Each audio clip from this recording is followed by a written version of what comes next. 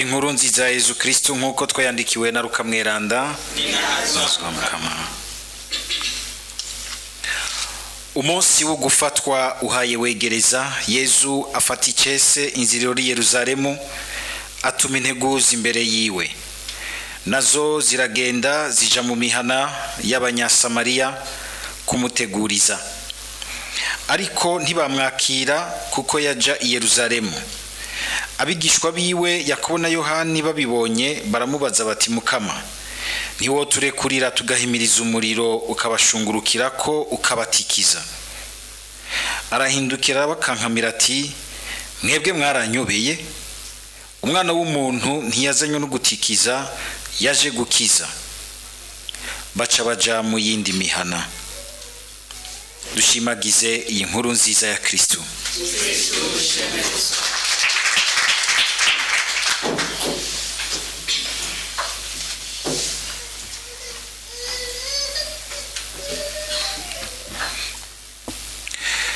Kuvejo turiko turazirikana iki gitabo ca Yobu, kiri muri kurikiranirwa vya bitabo twita ibitabo vy'ubwitonzi, kikaba nk'inyigisho ijambo ry'Imana riduha kugira ngo tumenye ubwitonzi bwo duherekeza, tukagira igihagararo ciza c'umuntu azi guca mu bigoye, mu bigerageza, mu vyago, akarinda agaheza akabivamwo agifise igihagararo c'umwana w'Imana, agifise igihagararo kiri dinye.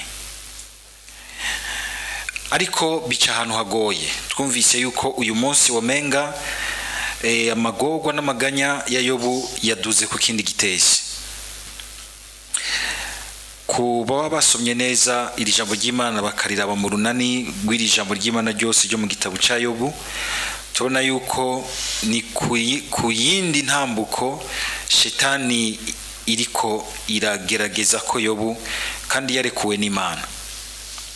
Twarazirikanye neza ko ari ukugira ngo ngaho tuhakura ijambo rikomeye ko ivyo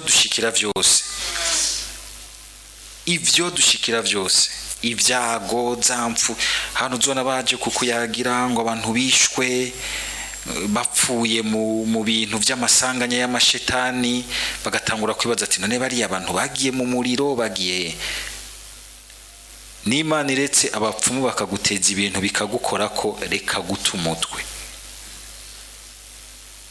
Ntaco bashobora kugira Imana itaba yarekuye. Muribuka Pilato ahagara imbere ya Yesu akamubwira ati ngo jewe ntuzi ko mfise ubasha bwo kurekura canke kukwicisha? Yesu akamuraba ati, nta bubasha warumfise ko iyo utabuhabwa n'uwo mwijuru. Je nibuka muri ibi bihe bihitiye vyaho twaciye mu nkuruma, abantu bakirukwa, abandi bakicwa, abandi bagafatwa nabi, abandi bagahunga. Wigeze gufatwa yuzuye ireme rya mutima, abamufasha agira ati, urazi ko twokwica? Ati, Imana itabirekuye mwe ntaco mungira. Atekanye bafoye ibibugita nibiki. Ati urazi twabo turibo. Gira ngo yakwa kobaza ati, hari ibitabo mwanditse ngo tubasome.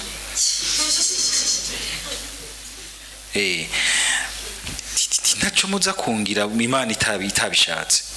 Nta kintu na kimwe abo bose batera ubwoba isi, bitera ubwoba abantu, abakuru canke kuriya bazokora ikintu, kuko boshobora no kuza uri imbere yabo ntibakubona Imana itabishatse.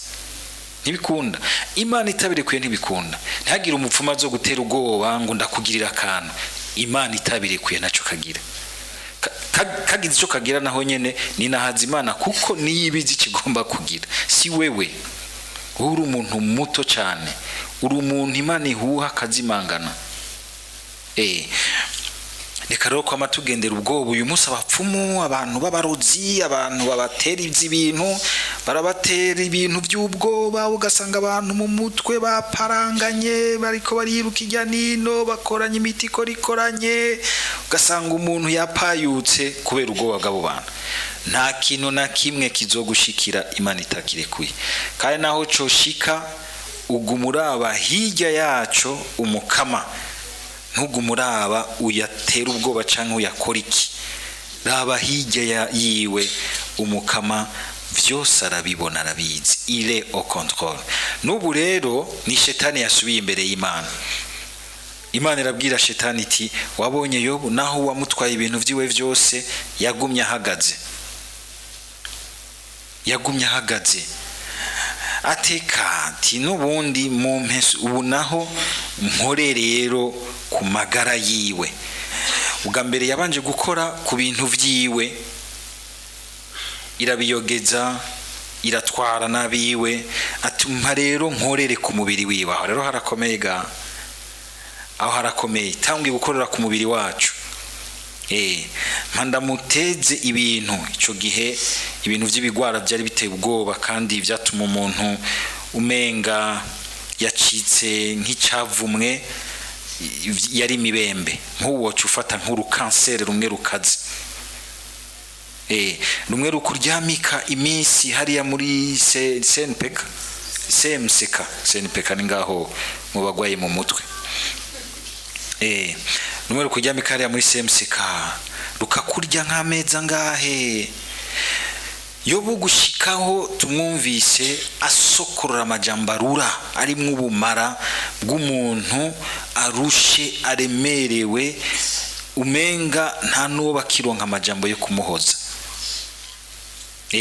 Hamwe n'ababandi bose baba pastori bavuga yuko bakora ibitangaza, basizwe amavuta tutazi ko ari amawoki canke amaki, bakuye ahantu bakaza bakavuga ibisabisho, bagakoma induru, bagashira hejuru suru, ntihagire ikidonoka.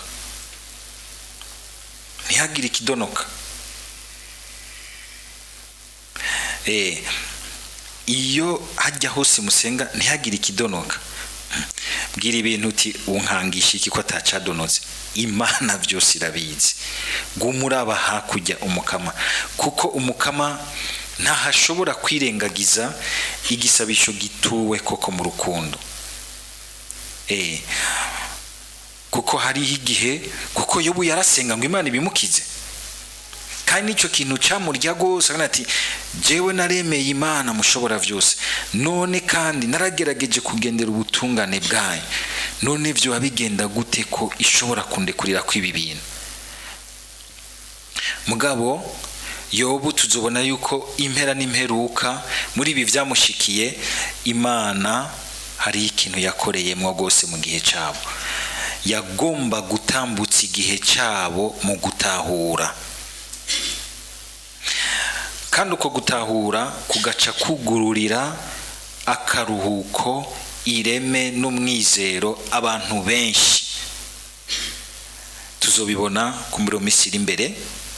Ariko tugarutse ngaha, ikigwa tuca tuhakura nuko ubwa mbere nuko amageragezwa afatiye, amageragezwa ivyago bifatiye kuri twebwe nyene ku mubiri wacu ntivyoroshe. Gushikaho wumva yuko wuzuye umururazi, ukumva ubihiwe n'ubuzima, turavye ingene ijambo ry'Imana ribitwereka Yobu yavyifashemwo. Yobu mwumvise aravumagura umunsi yavukiye ko, akumva umenga byari kumubera vyatavuka, agahamagara urupfu, akipfuza urupfu, mugabo ntarubone, ariko arasuka umubabaro wiwe imbere y'Imana. Ko dushobora kubabara tukumva turushe, tukumva tunaniwe. Mwumvise amajambo yavuze, nta na hamwe yigeze yidogera Imana, yidogera kumenga ubuzima buramurenganije, mugabo aguma yubaha Imana, agira ati Imana siyo yirundi, aguma agerageza, kuko niyo nyine ariko aritura. Hazogera igihe Imana igerageze kumwishura, imwereka iti hariho ibigusiga, ntugombe gutahura vyose nka kujya mutahura mwishure kimwe guteranya kimwe bingana bibiri. Imbere y'umuntu agwaye ntuje gusigura vyinshi, narasomye mu bitabo, naragize amarosheshe ku bintu vya douleur, reka ndagusigurira ivyo ari vyo. Tuburi kuragora umuntu, upfumuba hafi yiwe ukamufasha utwo mufasha twa hafi, akabona yuko usangiye nawe umwanya ariko arababana. Ivyo birahambaye gusumba kugomba kumusigurira, kumwigisha gose birebire, kumwumvisha, kumwemeza. Oya, muherekeze n'igihe uzogomba kumubwira ijambo, mubwira ijambo ryo kumwumvisha yuko Mukama atamuhevye, ari hafi yiwe. Ahubwo be nabo niba Imana iba hafi gusumvya bariya bandi umenga barorohewe, kuko ngo umukunzi nyawe umumenyera hehe? Mu makuba. Yobu akatwereka yuko rero mu gihe tuzigirijwe, turemerewe, bitabuza yuko tuborogera Imana, tukavuga icyo bita mu gifaransa révolte intérieure yacu, tukayisuka imbere y'Imana ikatugirira écoute. Hari igihe nk'umuntu ubona yuko ajya arusha, ukumva ari nk'amajambo y'umururanzi, ugasaba Mukama uti Mukama makurinda mu mutima, ndamureke asuke ko ibintu vyiwe vyose. Mbere ukumva umenga aragutukagura mu kibanza cyabo yashaka gutuka. Mu nyuma hari igihe munaca ndamubwira nti nkundira ndagusaba ikigongwe mu kibanza cyawo, kandi ndamusabye ikigongwe ukabona umenga arahumuye, ukabona yuko aruhutse. Igihe kandi umuntu azigirijwe n'amakuba, si umwanya wo kugira vya bisabisho byo kuzirikana gose. Genda mu cyumba cyawe yugarane, ushakurire ukoma induru, Umukama akugirire écoute, akugirire kanseri nga bigukuremo. Biraruhura, birakinga yuko bibandanije mu misi mikenya two gutwara kwa Rojanti. Birakinga la dépression. Muragenda mubaza abapsychologue n'abapsychanalyste.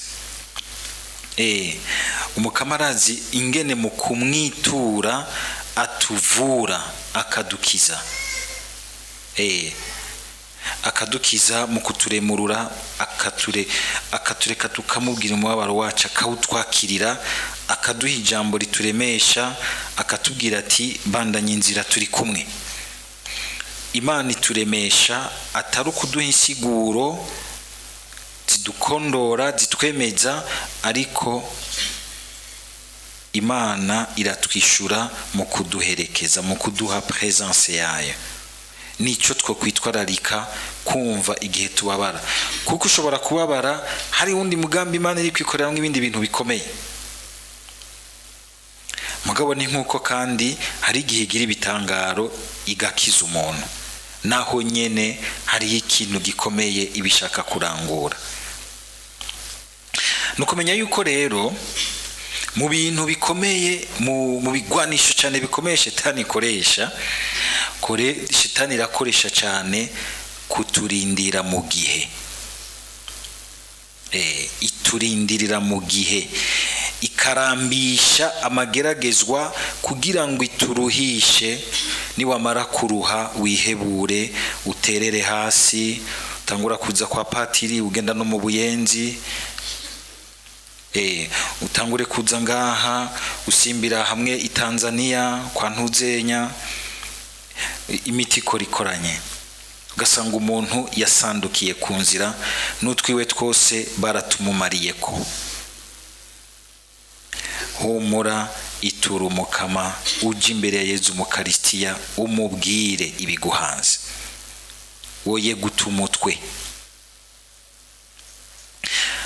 Iturindira mu gihe, mu gukoresha ibintu biguma biza byisuka, n'igihe vyo kwisuka urama wibuka ivyashikiye Yobu, ugasaba Umukama uti mpa kwihangana gushika igihe cyavyo kirangire. Kandi byifise igihe vyandikiwe birarengana, ariko wamenye kwihangana akigwana ko n'igihe aguye akabyuka akagaruka ku Mukama, akabona ubwiza bw'Imana mu nyuma, akabona umusesekara, atangarira ivy'Imana yari kwirarangura muri uyo mwanya, kuko yamenye kwihangana. Imana igatsinda Shetani, tugire Kristo. sinzi ko mwahora mubizirikana mu kwihangana mu bitugerageza no mu tubabaza, tukanka gutuka Imana, tukanka kubisuka ku bandi, tukemera tukavyakira tukabitwara, hari ahantu shetani tuba tuyigabanije amanyama, tuba tuyihongoye amenyo makenya yari kugugunisha uwundi. Ikiti nguvu, kuko uwutsinzwe nukuvuga yuko ni nguvu zo kuzibira nabi ziba zigabanutse, ariko uwutsinze akihangana ni nguvu zineza ziba zongerekanye, shetani ikabura urufatiro, abantu bagakira, natwe tugahezagirwa, tugashushanywa n'umwana w'Imana yemeye kurinda kurundurira canke guheberana abana b'Imana ivyaha n'urubanza rwavyo kuri bo. Nibitwumvise ngo Yesu afata ingingo, ngo hegereje ko afatwa, ngo afata ingingo icese yo kuja i Yerusalemu. Umenga Yesu yarumvise ko hageze ko atera iyo ntambwe, arihanukira, arayora ingufu zose ziri muri wagira, abwira abigisha bati tugende, ndazi ibindi ndiriye hariya, tugende. Iki gisomwa kirimo inyigisho nyinshi. Aha ni hamwe Yesu we abona ivyo agira gende kurangura, ivyo agire yinjiremwo bitoroshe, amageragezwa ububabare butagira izina agire yinjiremwo, abigishwa nabo bibereye ngaho bariko baraharira umukuru muri bo. Ababwiye ngo tugende i Yerusalemu, agiye kuhabarira menshi ku bwacu, bo babona ko agiye kugifata, baheze bifatira ibiti. Umuntu azirikanye neza binyibutsa aba bantu bose uyu munsi Yesu ariko arababarira muri iki gihugu, bo bugasanga bariko baraniganira ibibanza gusa, hakurondera gusangira nawe ukubabara kwiwe. Ukabona ingene baniganira gusa ibintu by'inyungu zabo, ntibategwe imbabazi, ntibumve abantu bababara. Igihugu kirushe. Ingene n'ubu Yesu aba hagati yacu. Mugabo nivyo ku muntu burya kandi arongoye abandi, hariho imisaraba atwarira abandi badatahura, mugabo uzi neza ivyo ari vyo, uri kuranigana n'ibintu abandi ntibanamenye yuko ari buri kuraniganira. Iyo bataguciye inyuma bagucumitisha amajambo y'ibi na biriya, ukihangana ukavuga uti jose ndazi ko mudashobora gutahura.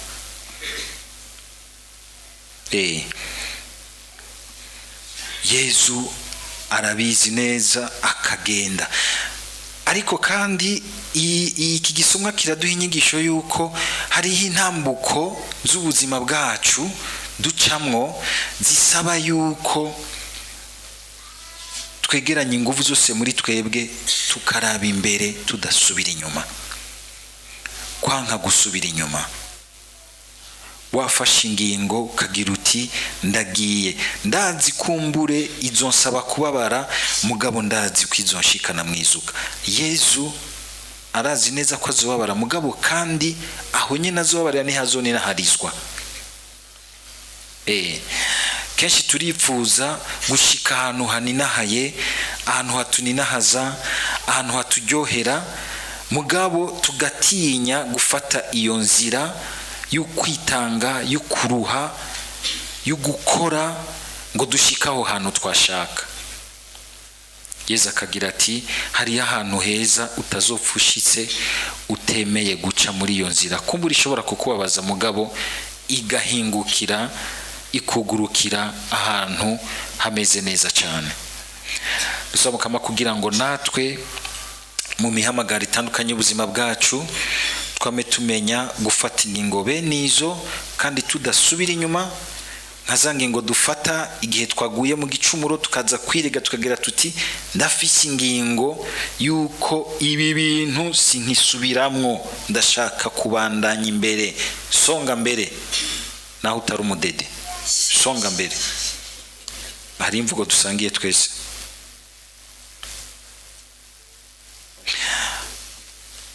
Yezu ukabona yuko mu igikorwa ca mbere cyo kuducungura agihera ku bantu bari hafi yiwe. Aba batumwa biwe bamaze igihe hafi yiwe, hariho ibintu batarakiramo, baracuzuye ingimba, la violence, ngo bagomba guca i Samariya niho hari hagufi. Hanyuma bumvise ko ari abantu bavuye ibware bagenda hariya i Yerusalemu, kuko abanyasamariya n'abanyabugare batumvikana, bagira bati nta nzira tuguha. Urashobora kuza uvuye mu Rwanda ngo ushaka guhindukira ngahe Bujumbura, cyariya muri Tanzania, ahi wawe we harugaye, shaka kuji Kigali uciye ngaha ntibikunda, zunguruka hariya. Yezu barabuzungurukisha hariya. Ya abigishwa bavuga ati aba bantu ntibakuzi, iyi mihimbiri tubwirize tubashungurure ku mucanwa, barazuriwe wewe. Abantu murumva usanga buzuye bene izo violence, ngo cinguranzi nguradi ico no kugirira uri iki, ntuzopfa nk'abandi.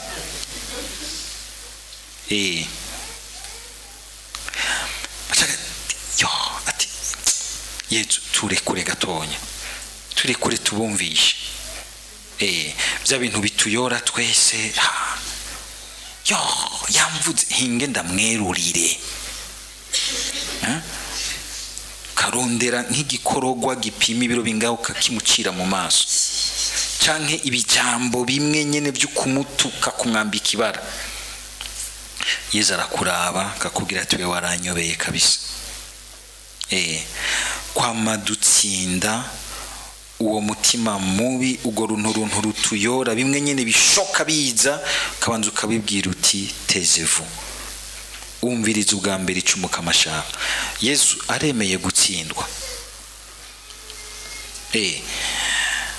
Nagize ati reka tugende duhate inzira, reka ndabereka ingene tugira, reka tubacemo. Oya, agize ati reka duce kure, nabo nyene igihe cabo kizoza.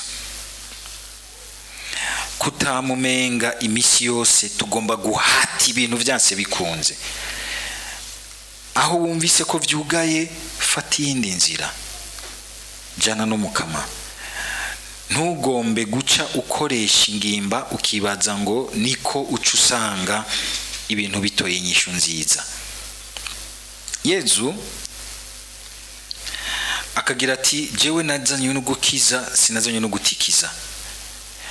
Ibi bituvure abantu twese tugira ngo twarashize Imana imbere, turaba Kristo, twirirwa mu bikorane, twirirwa mu marozari, twirirwa mugabo ugasanga hari ahantu tutemera ko mukama aduhindura.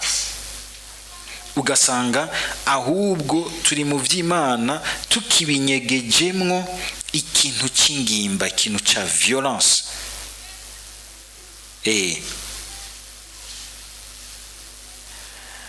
Umuntu antambamye imbere muri politike yanje, sinzwegeze kubivuga bihishije mu majambo, ngo n'écarte l'obstacle.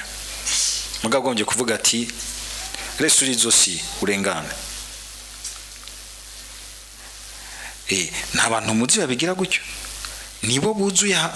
Kandi ugasanga izi ntambara zose zihari mu bantu, mu bihugu, mu migwi y'abantu, n'ivyo uzosanga ari intambara zuzuyemwo uko kugomba kubona yuko umenga uzotora inyishu ari uko ugira utumwasi wanje ndamushize ikuzimu. Wapi, uzoba uri kurihenda gose. Muze mwumva bose batera intambara ngo twebwe ngo nta ntambara dutera, ngo twe turivuna. Israeli kwiratikiza abanyapalestina igira iti aha mwese muratwanka, turiko turabivuna. Abanyapalestina bagiye gutera abanyisraeli bagira bati ntaho turonka dusaganiriza, turiko turabivuna. Bose n'uyu mucanwa w'ingimba ubuzuye. Umwe wese ukamenga agomba gusa kugwana yigwanira, ari ukumenga yokira arinze guhamba uwundi mwivu. Yezu akagira ati nawe bamu ruhande guhitamwo gukiza hagutikiza ngo baca baja mu yindi mihana. Mukama adutabare uko tuba hafi yiwe. Birashobora gushoga sanga turacari hafi yiwe mugabo turacuzuye bene izo mpengamiro runtu z'ugomba gukoresha ingimba, gukoresha ubukuru kutariko, gukoresha autorité twaronse tukagiramwe amabi menshi arimwo violence. Dusaba Umukama uko turambira hafi yiwe abariko abiducyorora, abariko abidukiza, dutebe tuvamwe abantu b'amahoro bamwagira ati hahiriwe abaremesha amahoro nibo bana b'Imana. Amen.